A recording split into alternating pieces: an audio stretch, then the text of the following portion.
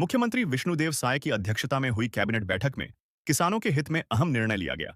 सरकार ने धान खरीदी के लिए 3,100 रुपए प्रति क्विंटल की दर से भुगतान को मंजूरी दी है।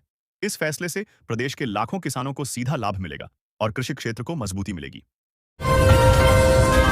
छत्तीसगढ़ में नशीले कैप्सूल की अवैध बिक्री का बड़ा भंडाफोड़ हुआ।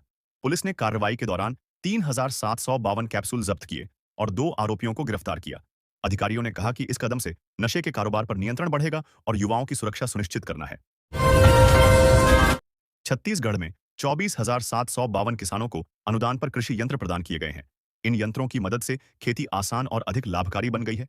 सरकार की इस योजना से किसानों की मेहनत कम हुई और उत्पादन में बढ़ोतरी हुई।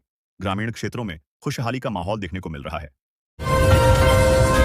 छत्तीसगढ़ के एक स्कूल में अनोखी पहल के तहत अब प्रार्थना सभा में छात्र समाचार पत्र भी पढ़ रहे हैं। मास्टर जी के इस नए आइडिया ने पूरे प्रदेश का ध्यान खींचा है। बच्चों में सामान्य ज्ञान पढ़ने की आदत और आत्मविश्वास बढ़ रहा है। पहल की सराहना की जा रही है। छत्तीसगढ़ में प्रधानमंत्री स्वच्छ भारत मिशन के तहत ग्रामीण और शहरी क्षेत्रों में सफाई और स्वच्छता के उपाय लागू किए जा रहे हैं। योजना के अंतर्गत कचरा प्रबंधन, सार्वजनिक शौचालय निर्माण और स्वच्छता जागरूकता अभियान चलाए जा रहे हैं। सरकार ने कहा कि इसका उद्देश्य स्वस्थ जीवन और प्रदूषण रहित वातावरण सुनिश्चित करना है। छत्तीसगढ़ में प्रधानमंत्री कृषि सिंचाई योजना के तहत किसानों को सिंचाई के लिए पानी की सुविधा उपलब्ध कराई जा रही है। योजना का उद्देश्य कृषि उत्पादन बढ़ाना और खेती को मौसम पर निर्भर कम करना है। सरकार ने कहा कि इससे किसानों की आय में वृद्धि होगी और ग्रामीण अर्थव्यवस्था को मजबूती मिलेगी। छत्तीसगढ़ में महिलाओं को पोषण और परिवार नियोजन के महत्व के बारे में जानकारी दी गई। कार्यक्रम के तहत स्वास्थ्य कर्मियों ने संतुलित आहार, मातृ शिशु स्वास्थ्य और सुरक्षित गर्भनिरोधक उपायों पर जागरूक किया। इससे महिलाओं में स्वास्थ्य संबंधी समझ बढ़ी और परिवार नियोजन को अपनाने की प्रवृत्ति मजबूत होगी। सूरजपुर में बसनारा और पहिया जलाशय योजना के लिए 5 करोड़ से अधिक राशि स्वीकृत की गई है। इस योजना से जल संरक्षण मजबूत होगा और क्षेत्र के कृषि व पेयजल आपूर्ति में सुधार आएगा। प्रशासन ने कहा कि योजना पूरी होने पर स्थानीय किसानों और ग्रामीणों को पर्याप्त लाभ मिलेगा। नवा रायपुर से क्रूद के बीच ट्रेन सेवा अप्रैल के पहले सप्ताह से शुरू होगी। रेलवे अधिकारियों ने कहा कि नई ट्रेन से यात्रियों को सुविधा होगी और क्षेत्र में कनेक्टिविटी बेहतर होगी। यह कदम यात्रा समय घटाने और परिवहन सुविधा बढ़ाने के उद्देश्य से उठाया गया है। रायपुर में मछली पालन विभाग ने प्रदेश भर के एनीकट्स में मत्स्य बीज का संचयन अभियान शुरू किया है। इसका उद्देश्य जल स्रोतों में मछली संसाधन बढ़ाना और मछली पालन को लाभकारी बनाना है। विभाग ने किसानों और स्थानीय मत्स्य पालकों को इस योजना में भाग लेने के लिए प्रेरित किया है।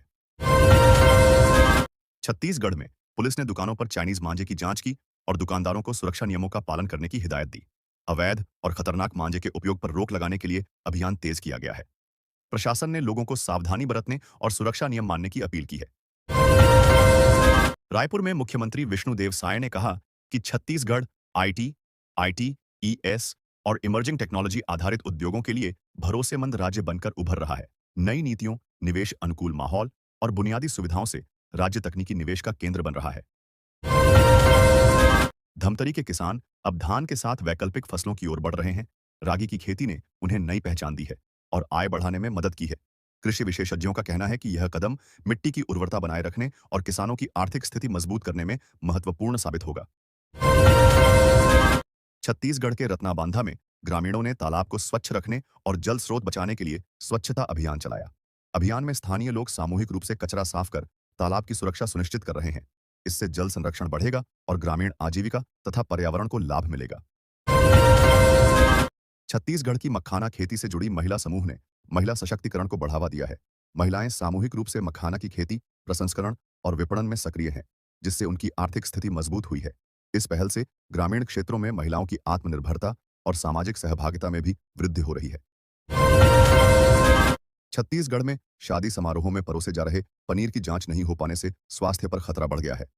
भोजन गुणवत्ता और स्वच्छता मानकों की अनदेखी से खाद्य जनित बीमारियों का जोखिम बढ़ सकता है। विशेषज्ञों ने नियमित जांच और कड़े सुरक्षा नियमों की आवश्यकता पर जोर दिया है। छत्तीसगढ़ में शराब घोटाला मामले में चैतन्य बघेल की जमानत के खिलाफ राज्य सरकार की याचिका पर सुनवाई 1 हफ्ते बाद होगी। उच्च न्यायालय में याचिका पर अगले सप्ताह विस्तृत सुनवाई होने का अनुमान है। सरकार ने मामले में कड़ी कार्रवाई और न्याय सुनिश्चित करने की मांग की है। फेयरवेल पार्टी में स्टंट और सार्वजनिक गड़बड़ी करने वाले युवाओं के खिलाफ पुलिस ने सख्त कार्रवाई की। घटना में 16 लोगों को गिरफ्तार किया गया, जिनमें 12 नाबालिग भी शामिल थे। पुलिस ने कहा कि सभी के खिलाफ कानूनी कार्रवाई की जाएगी और भविष्य में ऐसी घटनाओं को रोकने के लिए कड़ी निगरानी रखी जाएगी। केंद्रीय बजट को लेकर छत्तीसगढ़ के व्यापारियों में उत्साह है। प्रदेश के व्यापारी नेता मनोहर लाल ने कहा कि बजट ने व्यापार, उद्योग और स्टार्टअप्स के लिए कई नए अवसर पैदा किए हैं। निवेश, टैक्स लाभ और विकास योजनाओं से स्थानीय कारोबार को बढ़ावा मिलेगा और रोजगार के अवसर भी सृजित होंगे। छत्तीसगढ़ ने प्रधानमंत्री आवास योजना में राष्ट्रीय कीर्तिमान रचा है। राज्य ने गरीब और मध्यम वर्गीय परिवारों को घर मुहैया कराने में सबसे अधिक सफलता हासिल की है। इस उपलब्धि से राज्य में सामाजिक सुरक्षा बढ़ी है और नागरिकों को सुरक्षित, स्वच्छ और सशक्त जीवन की सुविधा मिली है। धमतरी में स्मार्ट मीटर के माध्यम से पुरानी बिजली वसूली की प्रक्रिया शुरू हुई है। अधिकारियों ने 64 लाख रुपए का लंबित बिजली बिल वसूल किया। स्मार्ट मीटर तकनीक से बिजली की खपत की पारदर्शिता बढ़ी है और समय पर बिलिंग व वसूली में आसानी हुई है। छत्तीसगढ़ सरकार ने 10 जिलों में एंटी ड्रग्स टास्क फोर्स के गठन की योजना बनाई है।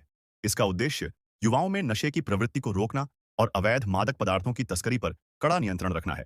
टास्क फोर्स सक्रिय निगरानी और शिक्षा अभियानों के जरिए नशा मुक्त समाज बनाना है। कोरबा में मुख्यमंत्री कन्या विवाह योजना के तहत सामूहिक विवाह कार्यक्रम का आयोजन हुआ। कार्यक्रम में 260 जोड़ों ने वैवाहिक बंधन में बंधकर नई जिंदगी की शुरुआत की। जनप्रतिनिधियों की मौजूदगी में शहनाइयों की गूंज और आशीर्वाद के साथ नवविवाहितों को उपहार प्रदान किए गए। छत्तीसगढ़ में दुर्लभ वन्य जीव हनी बैजर की उपस्थिति दर्ज की गई, जिसे दुनिया का सबसे निडर जानवर माना जाता है। यह प्राणी अपनी साहसिक प्रवृत्ति और ताकत के लिए जाना जाता है। हनी बैजर जंगली मधुमक्खियों के छत्ते, छोटे जीव और जड़ें खाकर जीवन यापन करता है। छत्तीसगढ़ में वन विभाग ने जंगलों को आग से बचाने के लिए विशेष पहल शुरू की है। इसके तहत निगरानी बढ़ाई जाएगी, आग लगने की चेतावनी प्रणाली सक्रिय की जाएगी और ग्रामीणों को भी आग रोकने में शामिल किया जाएगा। यह कदम वन्यजीव संरक्षण और पर्यावरण सुरक्षा के लिए अहम माना जा रहा है।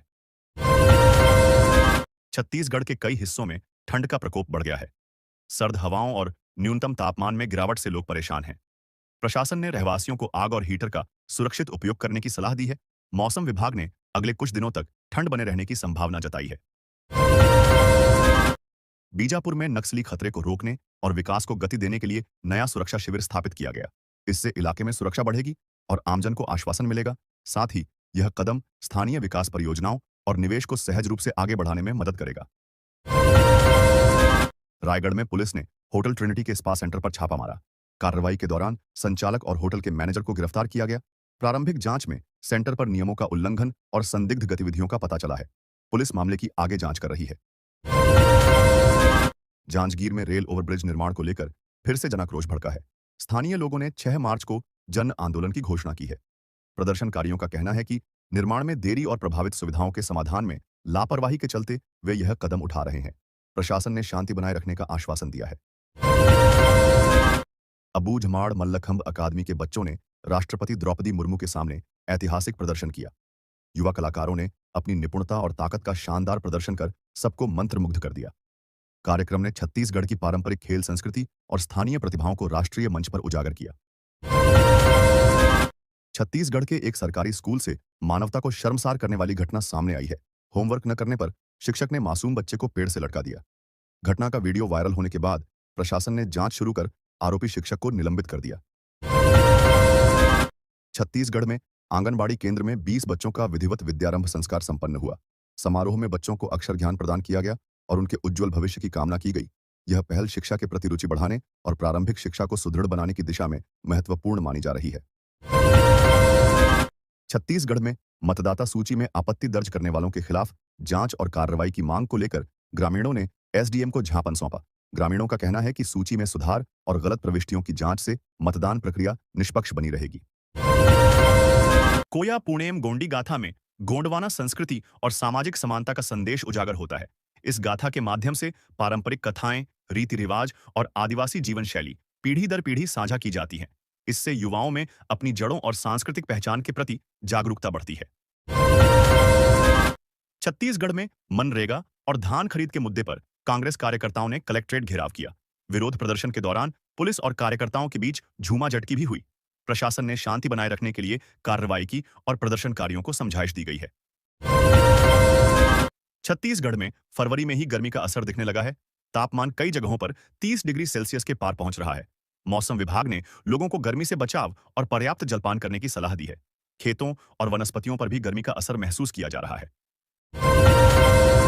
मुख्यमंत्री विष्णुदेव साय ने कहा कि छत्तीसगढ़ में विकास कार्य स्थानीय जरूरतों के अनुरूप किए जाएंगे। उन्होंने अधिकारियों को समय सीमा में काम पूरा करने पर सख्त निर्देश दिए हैं। मुख्यमंत्री ने कहा कि कुशल योजना और निगरानी से ही जनता को गुणवत्तापूर्ण सुविधाएं और बेहतर जीवन शैली मिल सकती है। होली के अवसर पर यात्रियों के लिए खुशखबरी है।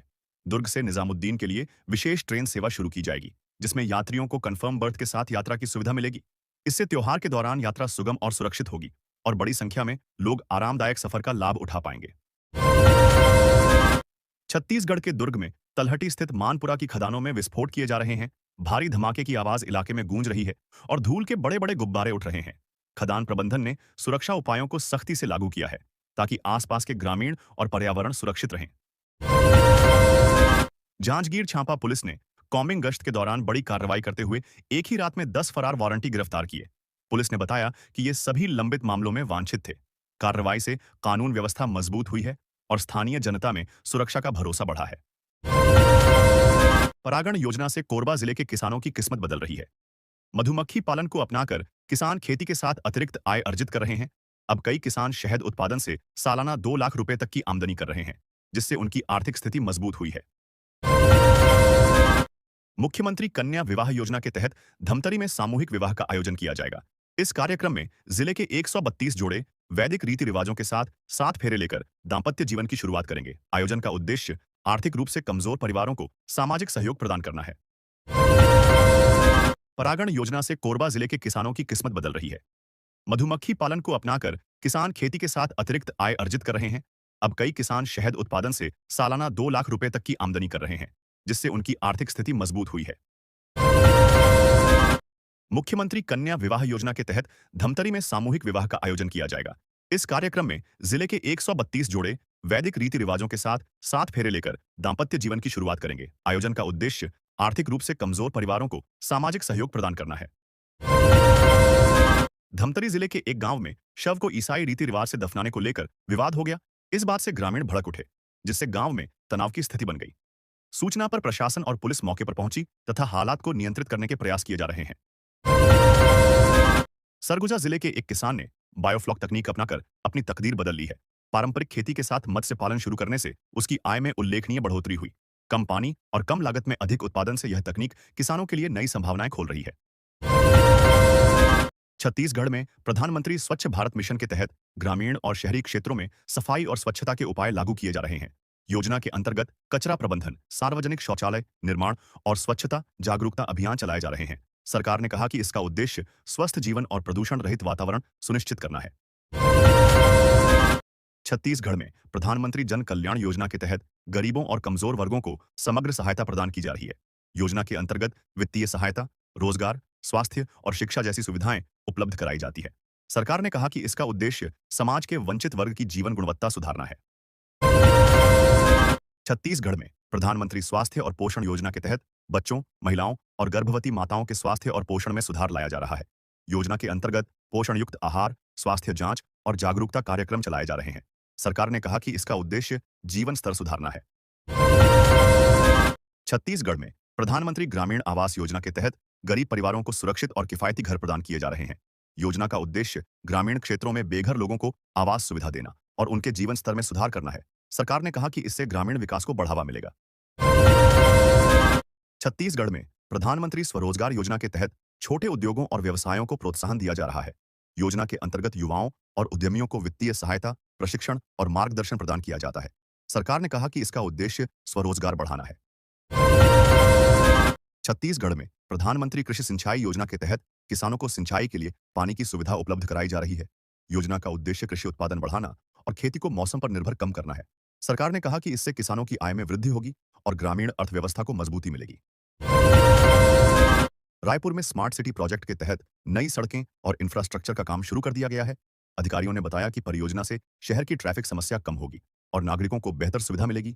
स्मार्ट सिटी योजना के तहत डिजिटल और आधुनिक सुविधाओं को भी बढ़ावा दिया जाएगा। छत्तीसगढ़ में 12 फरवरी से 17 फरवरी तक रोजगार मेला आयोजित किया जाएगा। यह मेला बड़ी कंपनियों में नौकरी पाने का शानदार अवसर है। 6 दिनों तक चलने वाले इस कार्यक्रम में विभिन्न सेक्टर्स की कंपनियां प्रतिभाग करेंगी और योग्य उम्मीदवारों को प्रत्यक्ष भर्ती का मौका मिलेगा। केंद्रीय गृह एवं सहकारिता मंत्री अमित शाह बस्तर पंडुम 2026 के समापन समारोह में शामिल हुए। उन्होंने कहा कि बस्तर की पहचान बारूद नहीं बल्कि समृद्ध संस्कृति है। सरकार आदिवासी परंपराओं के संरक्षण, विकास और शांति स्थापित करने के लिए प्रतिबद्ध है। इस अवसर पर हजारों कलाकार मौजूद रहे भी। रायपुर में राडा ऑटो एक्सपो का आज अंतिम दिन है। प्रदर्शनी में अब तक 40,000 से अधिक वाहनों की बिक्री हुई है। एक्सपो में कार, बाइक और इलेक्ट्रिक वाहन सहित विभिन्न वाहनों को प्रदर्शित किया गया, जिससे दर्शकों और खरीदारों में खास उत्साह देखा जा रहा है। सरकार ने विकसित भारत 2047 के विजन में छत्तीसगढ़ के लिए 25 साल का विशेष योजना पत्र तैयार किया है। इस योजना के तहत राज्य में उद्योग, कृषि, शिक्षा, स्वास्थ्य और बुनियादी ढांचे के क्षेत्र में व्यापक विकास की रूपरेखा बनाई गई है। योजना का लक्ष्य छत्तीसगढ़ को आर्थिक रूप से सशक्त और आत्मनिर्भर बनाना है।